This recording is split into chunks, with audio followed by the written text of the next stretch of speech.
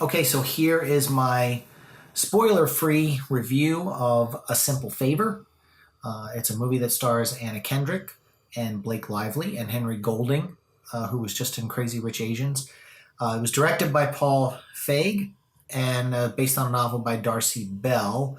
I enjoyed the movie. I had a really good time with it. My wife said, "Hey, you dragged me to see The Predator.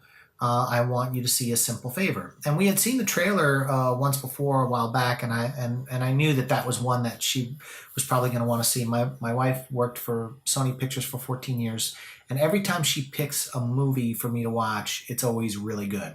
And so I trust her judgment. And then when I pick a silly comic book movie or something, they usually turn out bad or something like that. So anyway, we went and saw A Simple Favor. And it's a really good movie.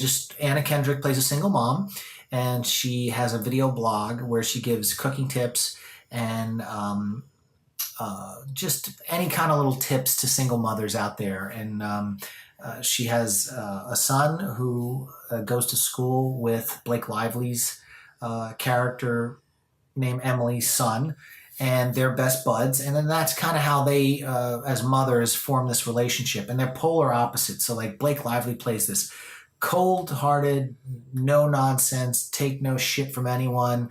And then Anna Kendrick is very wholesome and doesn't curse and, puts the little quarters in the jar every time somebody says a bad word. And so anyway, hilarity ensues, but also there's some serious drama going on with this film as well.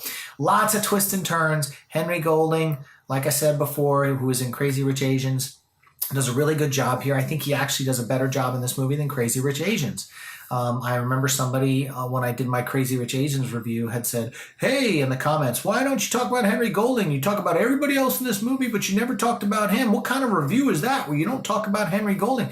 And I'll be honest with you, like all the other characters in Crazy Rich Asians were so much more fun than Henry Golding's character that I kind of forgot about him, even though he was like the other star of the movie. It just nothing resonated with me in that film. But in this movie, he does a really good job. He plays a writer who published a novel, and it did really well when it first came out, but then he hasn't written a book in like 10 years and he's struggling. And so Blake Lively's character, who is married to him, they're in debt. They have a multi-million-dollar house. They have tons of credit card bills and all this other kind of stuff. And there's a concocted scheme on how to get out of that situation, which I'm not going to spoil. Lots of twists and turns, lots of things I kind of saw, but a lot I didn't see coming, which was really cool. So if you like a little murder mystery kind of thing, a little missing persons kind of thing, you're really going to like this movie. I was also pleasantly surprised to see Chris Owens in the film. He had a very small part, but Chris Owens played Agent Spender on The X-Files and was also the cigarette smoking man's son in the series as it went on. He was an agent, and then you find out he's the son and all this other kind of stuff.